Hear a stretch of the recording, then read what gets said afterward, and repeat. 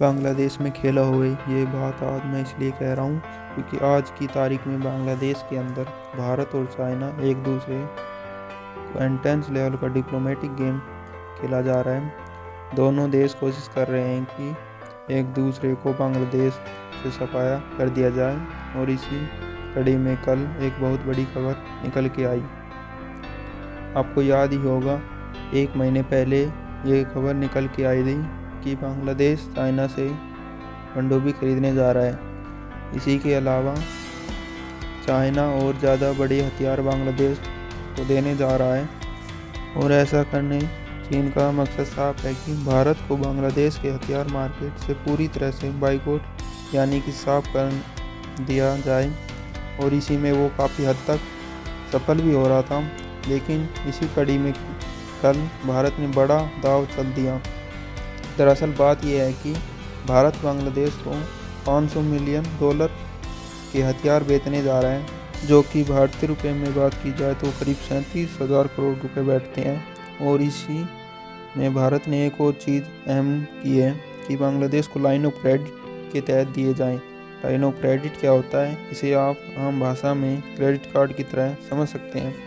मतलब अगर आप क्रेडिट कार्ड से कोई भी सामान खरीदते हैं तो उस समय पेमेंट आपका बैंक करता है, फिर आप बैंक को पैसे लौटा देते हैं। ऐसा ही होता है लाइन ऑफ क्रेडिट में। भारत ने $500 मिलियन का लाइन ऑफ क्रेडिट दिया है बांग्लादेश को। भारत की कंपनियों से $500 मिलियन के कोई भी हथियार खरीद सकता है। फिलहाल उनकी पेमेंट भारत सरकार करेगी, फिर बाद में बांग्लादेश थोड़ा थोड़ा करके भारत सरकार को पैसे वापस कर देगा और इसी में फिर भारत सरकार इंटरेस्ट भी लेगी बांग्लादेश सरकार से, पर वो बहुत ही कम होगा, ना के बराबर ही होगा। इससे बांग्लादेश को बहुत फ़ायदा भी होगा कि बांग्लादेश के पास अभी $500 मिलियन नहीं है जिससे कि वो हथियार खरीद सके।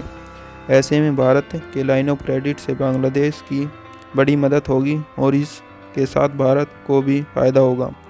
भारत के हथियार बिकेंगे 3,700 करोड़ के, इससे भारत को भी मोटा मुनाफा होगा। लेकिन अब आपके मन में सवाल आया होगा कि बांग्लादेश को हथियारों की ज़रूरत क्यों पड़ी, वो भी 3,700 करोड़ की।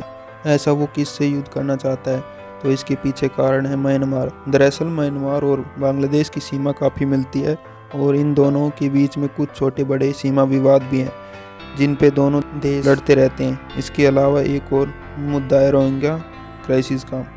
इसके अलावा दोनों देशों की सीमाओं के जरिए काफ़ी ज़्यादा तस्करी की सामान भी ले जाया जाता है। तो इन सब मुद्दों को लेकर म्यांमार और बांग्लादेश की सेनाएं आमने सामने खड़ी रहती हैं और इसीलिए बांग्लादेश भारत से भारी मात्रा में हथियार खरीद रहा है कि म्यांमार की सेना का मुकाबला कर सके। लेकिन आप पूछेंगे कि कौन कौन से हथियार भारत बांग्लादेश को बेचेगा, तो इसमें देखिए कि ज़्यादा खतरनाक हथियार तो नहीं होंगे, तो इसमें कॉम्बैक्ट व्हीकल होंगे और कुछ आर्टिलरी होगी और उसके अलावा रेडार और नेविगेशन सिस्टम और कुछ मात्रा में गन और छोटे मोटे हथियार हो सकते हैं।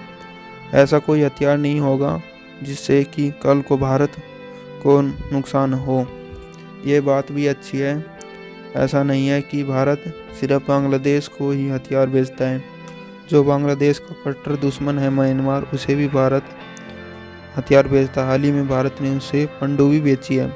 जहाँ चीन ने बांग्लादेश को पनडुब्बी बेची, वहीं भारत ने म्यांमार को पनडुब्बी बेची। यानी चीन और भारत दोनों देशों की दुश्मनी का फ़ायदा उठा रहे हैं। कभी म्यांमार को हथियार बेचते हैं तो कभी बांग्लादेश को हथियार बेचते हैं। हालांकि फ़िलहाल के लिए भारत ने बांग्लादेश में चीन का असर कम कर दिया है, क्योंकि 500 मिलियन के हथियार पूरी संभावना थी कि चीन सप्लाई करता और चीन को फ़ायदा भी होता और बांग्लादेश में उसका प्रभाव भी बढ़ता। ऐसे में भारत के लिए एक बड़ी जीत के तौर पर भी देखा जा सकता है। हालांकि बांग्लादेश को पूरी तरीके से अपने साथ लाने में अभी और ज़्यादा मेहनत करनी होगी।